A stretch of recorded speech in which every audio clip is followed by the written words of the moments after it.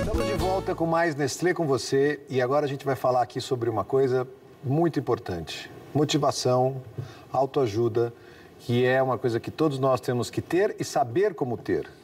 A gente vai ter aqui hoje um especialista nisso, uma pessoa que já vendeu mais de 5 milhões de livros, que tem o livro traduzido em 7 línguas e vendido em 12 países. E acho que eu não preciso falar mais nada depois desses números fantásticos. É o César Romão. Como vai, César? Prazer estar com você, viu? Um prazer muito grande ter você aqui. É uma honra, inclusive.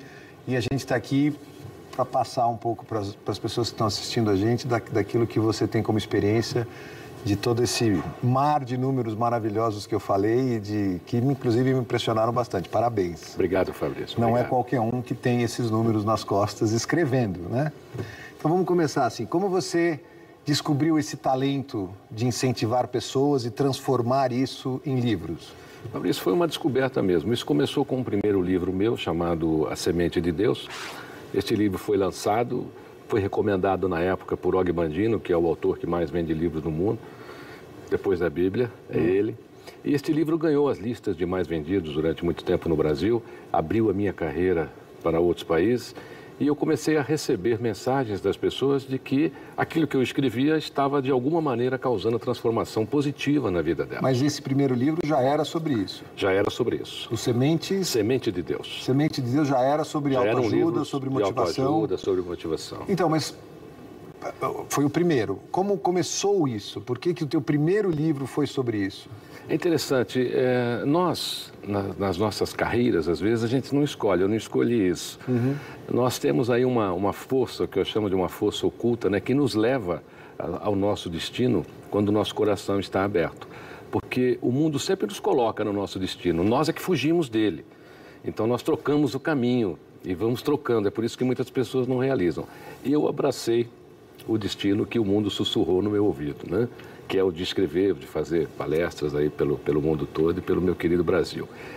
E o contato que a gente tem com as pessoas, o retorno é que me conscientizou de que esta mensagem era importante para a vida das pessoas. Eu acho que você falou uma coisa super importante, porque a gente precisa de um pouco de paz interior para entender esses chamados, né? Nós somos construídos, Fabrício, de escolhas e decisões. Essas duas colunas é que norteiam toda a nossa vida.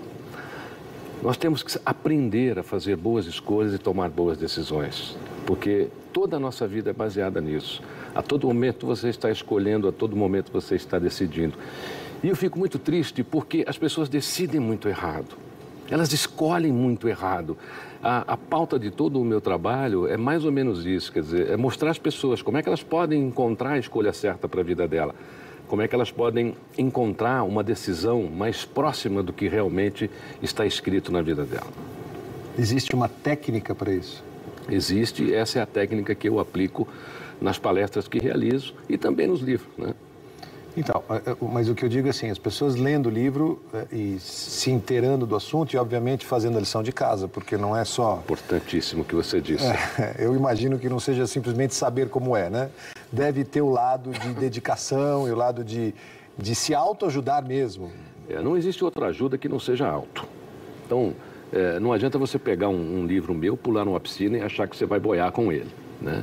É como você ter o remédio dá a cura, mas você é quem toma o remédio. As pessoas, para que realizem coisas na sua vida, é muito importante que elas sejam didáticas. É muito importante que elas pratiquem o que está sendo proposto. Porque essa prática, por exemplo, que eu faço sugestão nos meus livros e nas palestras, ela é uma prática estudada. Eu tenho uma ampla formação acadêmica e um contato com pessoas do mundo inteiro. E uma coisa interessante, Fabrício, é que os problemas lá na Rússia, onde eu tenho 9 livros, são iguais aos nossos. E lá nas entrevistas, a gente discute a mesma coisa. Lá na Rússia, na Alemanha. De outras maneiras, assim, mas no fundo, os problemas são sempre os mesmos. O que eu sinto é assim, as pessoas descobrem o que precisa ser feito, mas não fazem. Então você sabe que você precisa se dedicar, você sabe que, por exemplo, em carreiras, a pessoa quer uma determinada carreira, mas ela não desenvolve competências para chegar a esta carreira. E acha que vai chegar lá chegando. Alguém vai encontrá-la, vai abençoá-la e vai colocar as competências que ela precisa no cérebro dela. Competências são desenvolvidas e nós somos hoje, o mundo hoje é movido por resultados. As pessoas no Brasil, elas são muito dedicadas, mas elas não conseguem, esforçadas, né? Elas não conseguem transformar esse esforço em resultado. E é isso que eu tento mostrar para elas. Como é que você pode transformar o seu esforço em resultado? Isso é ser competente. É quando você transforma o seu esforço em resultado positivo. Mas aí é uma pergunta que eu tenho para te fazer. Muitas vezes, e a vida é assim, por mais que você tenha feito a tua lição de casa, por mais que você tenha feito o teu esforço e por mais que você tenha feito teoricamente tudo correto, você fracassa. Né? Porque não é sempre, não existe uma fórmula do sucesso. Muita gente, poxa, faz tudo o que precisa, ou pelo menos imagina que está fazendo tudo o que precisa, está se dedicando ao máximo, e chega num resultado que não é aquele que ele gostaria.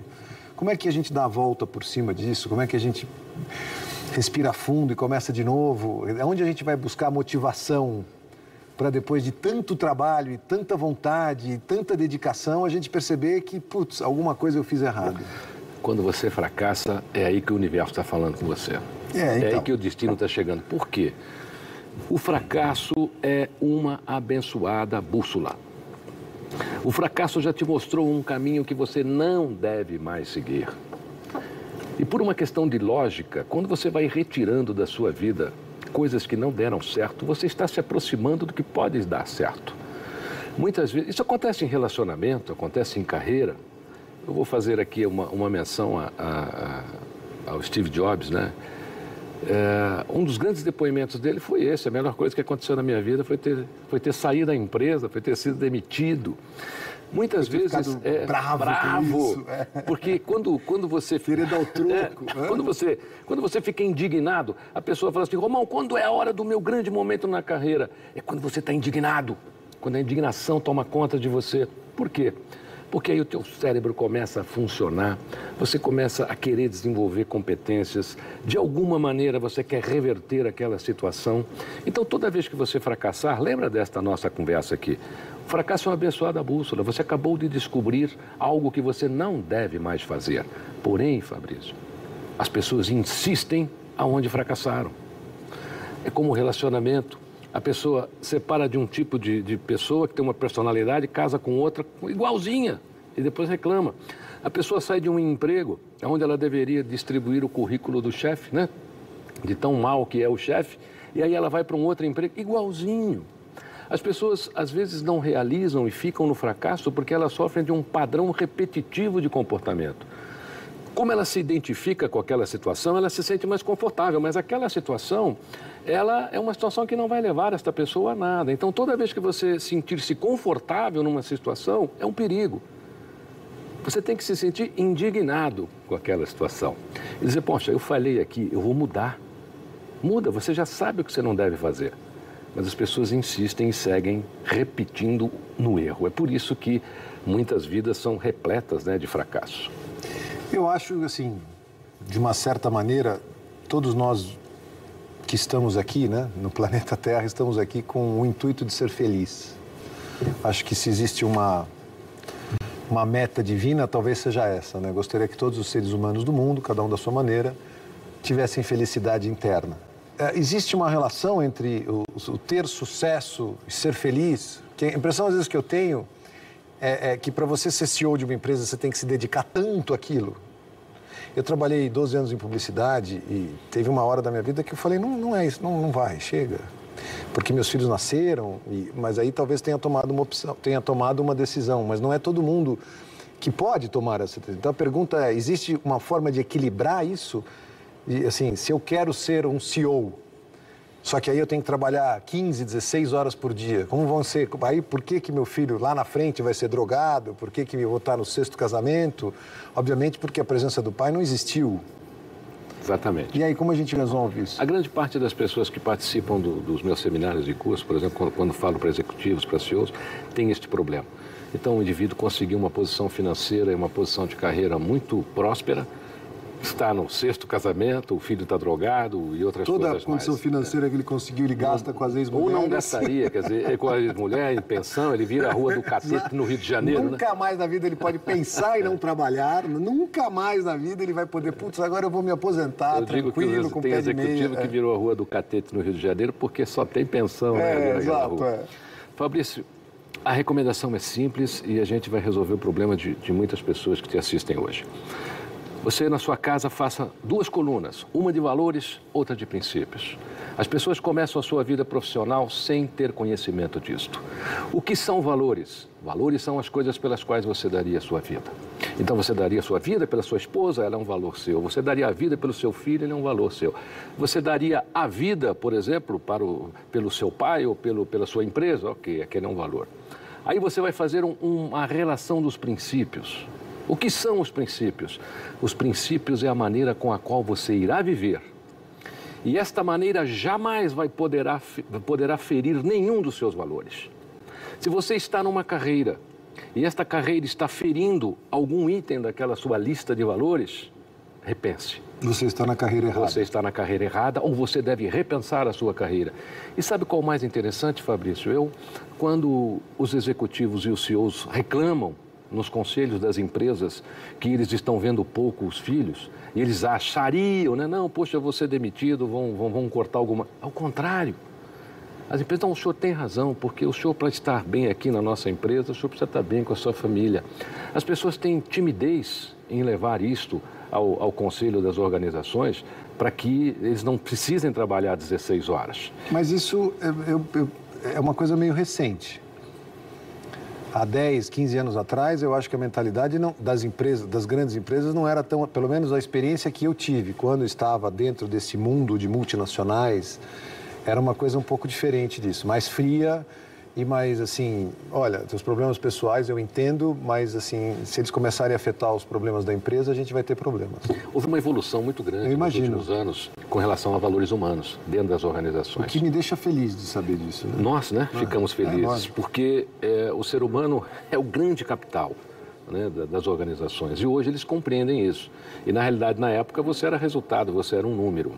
Você era uma pessoa que teria que chegar naquela meta, chegar naquele plano estratégico, e não importa o que estivesse acontecendo com você. Exato, era isso que não importa. Se você não tem força para isso, então azar teu. Mas, veja, se os executivos hoje têm uma coluna de valores e princípios, as empresas vão ficar encurraladas. Porque os grandes CEOs, os grandes presidentes, os grandes diretores, provavelmente vão encurralar as empresas. Eles não vão conseguir grandes diretores se não cederem a isso. E é o que está acontecendo hoje, é aí que houve a grande revolução. A felicidade, a pessoa é feliz, Fabrício, quando ela sente que a sua vida está sendo recompensada. Aquilo que ela faz está sendo, de alguma maneira, recompensado. Então, você é feliz quando você dá amor e sente que está recebendo amor. Você é feliz quando você se dedica a uma empresa, por exemplo, e sabe que essa empresa está se dedicando a você. Isso é a felicidade. A família. A família. Então, a felicidade é a recompensa que as pessoas sentem por aquilo que elas fazem na sua vida. Quando não existe essa recompensa, aí as pessoas ficam infelizes. O seu futuro depende de você. Essa, eu acho que é uma das grandes verdades do mundo e o nome desse livro é fantástico, porque independente do que está escrito aqui, que eu imagino que sejam coisas muito bacanas, é uma verdade incrível. Tudo depende da gente. Ninguém e nada vai ser culpado por nós, concorda? Exatamente, Fabrício. Nós somos 100% responsáveis por aquilo que vivenciamos e colocamos no nosso destino. Eu falo isso para os meus filhos sempre. Porque não é porque, você é o problema. Alguma coisa está errada. Olhe sempre para dentro de você. Sempre, sempre, sempre. Nunca culpe nada nem ninguém. Foi um enorme prazer te ter aqui. O prazer foi meu. Eu admiro muito você, sua família. Obrigado. Desejo-lhe sempre muito sucesso.